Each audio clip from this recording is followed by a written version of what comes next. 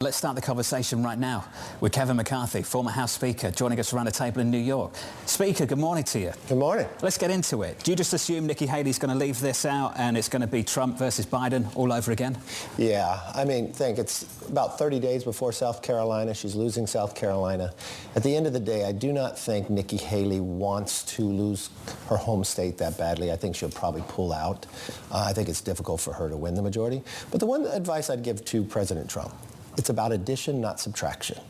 His speech in Iowa was much different than his speech in New Hampshire last night.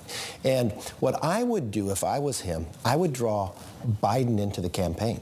Because every time Biden goes out, he shows his weakness. Biden cannot fix his biggest problem, his age. Immigration has now overtaken the economy. And the problem here is for Biden is he created it. There was no new bill that passed that created this rush of people across our border. It is just his administration policies. So he doesn't need the House and Senate to work out an agreement. He can do this administratively. So he's in a really bad position. He won last time by hiding. He cannot hide. So if I was Trump, I would start pulling Biden out. I would make the issue. Remember, a re-election is a report card. Your first election is aspirational. What are you going to do? Now there's going to be a report card on what you did, and no president has walked into a re-election in modern history lower than this, even Jimmy Carter. Well, the former president has got to do something about attracting independents. Yes. Any evidence that he can do that based on what you've seen in Iowa and New Hampshire? You can, because the challenge is looking back home. You sit here and you talk about data, what's happening in Wall Street. Voters are going to be voting on the passion of what's happening on Main Street. And if you look at what those interest rates are for a small business to get a loan at 12%, nothing's happening. So that's not going to change that drastically between now and November. And they feel it. They feel inflation when they go there. They know what the price of gasoline is. They see the border. Think of this. There's not one Republican in Congress elected from Massachusetts, and Massachusetts has a state of emergency based upon the southern border. You're here in New York. What does the mayor and governor say? Their number one issue is immigration.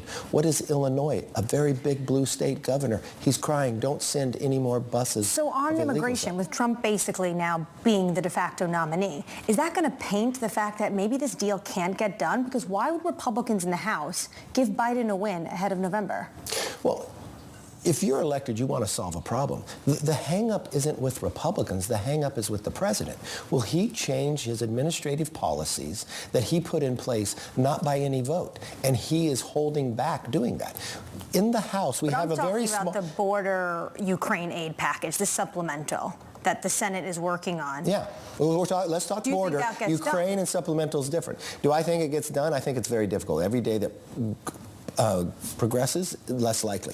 But remember, in the House, you passed a bill. When we were Speaker, we had a 4-seat majority. Well, we passed the strongest immigration bill, border security, that we've ever done. We haven't been able to do it when we had a 30-seat majority.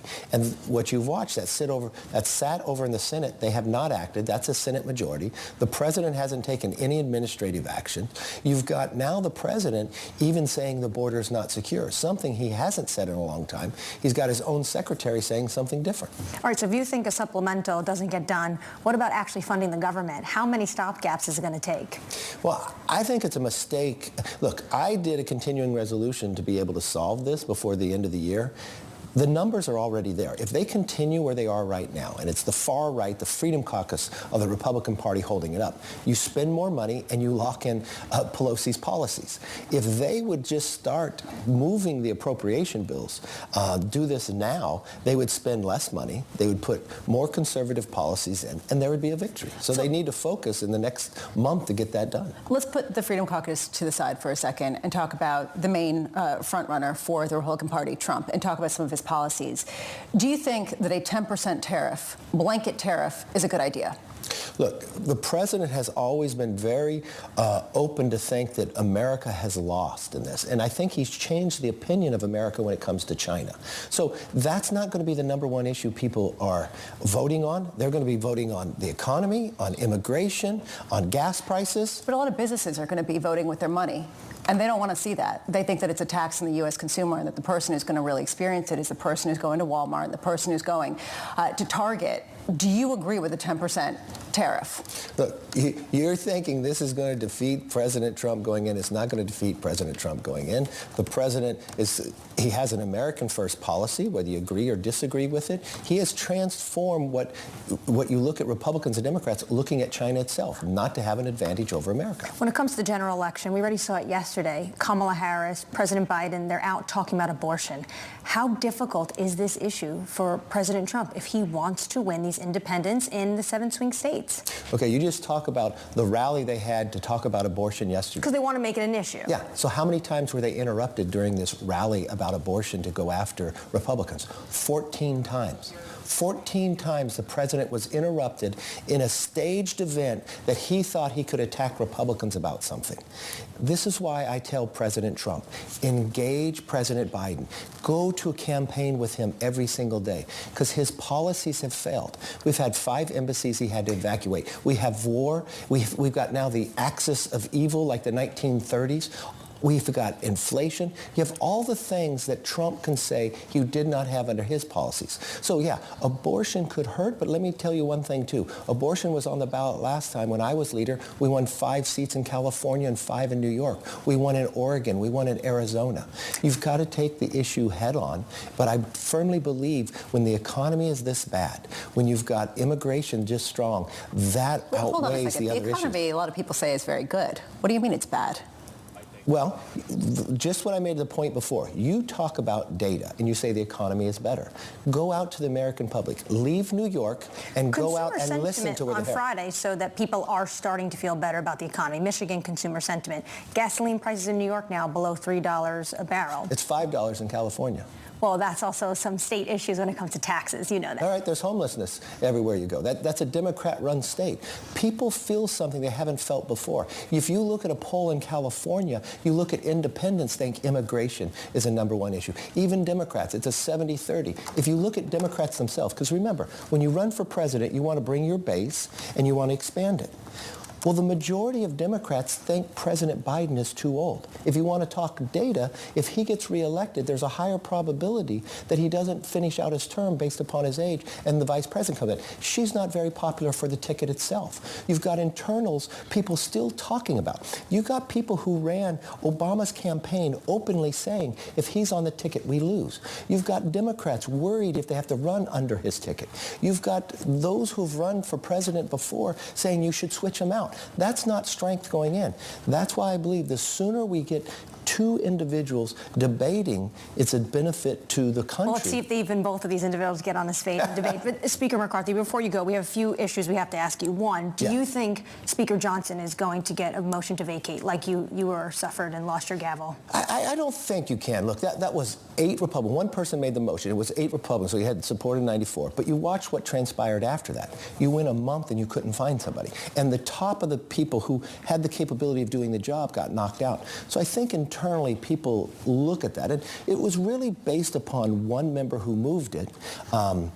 He didn't want an ethics complaint to come forward. And I saw ABC yesterday, it's coming forward. So he's willing to disrupt the entire government to try to protect what he has done privately he doesn't want out. That's going to come out anyway. I don't think enough people know your story. From flipping cars as a student to winning on the lottery, I think the first lottery, and buying a deli franchise. I think this is really important. Do you think that your party has left behind that traditional conservative vision of equality of opportunity and upward mobility? Do you think that the former President Donald Trump understands the essence of being a conservative in America? Well, I think there's a debate about conservative, but I think he understands the entrepreneurship behind it. I mean, my story is, too. I grew up in the town of Bakersfield. Father, a firefighter, moved furniture on his days off. I didn't have money to send me away to college, so I went to community college, but I always had a work ethic. So I met a guy that had a car dealer's license. He happened to own a liquor store, and I paid him $100 to take me to the LA car auction, and I flipped cars. Now, it was illegal, but I didn't know it at the time. But I would go visit my friends who were away at college, and this weekend I was going to go to San Diego State, right? So I go to the grocery store to cash a check. The day before the lottery starts, so I buy a lottery ticket, and I win the lottery. Now, it's 1985. It's only $5,000, but this was before Biden inflation, so it was something, right? And so when I came back, I took my folks to dinner, and I took the majority of the rest of the money, and I take risk. I put it into one stock. Yeah. I made 30% on my money in 6 weeks. At the end of that semester, I took a break, and I tried to buy a franchise, but they wouldn't sell me one because I was only 20 years old. The other thing, I never give up. So I opened my own deli, not a franchise, and I did pretty well. And at the end of 2 years, I sold it because I wanted to finish college. I now had money to pay my way through college. So I imagine you're not going to open another deli. What are you going to do now? Well, the end of the story is... Cabinet secretary? No. There was the local congressman. He said, be an intern in Washington. I didn't know the man, but I thought he'd lucky. So I applied, and he turned me down.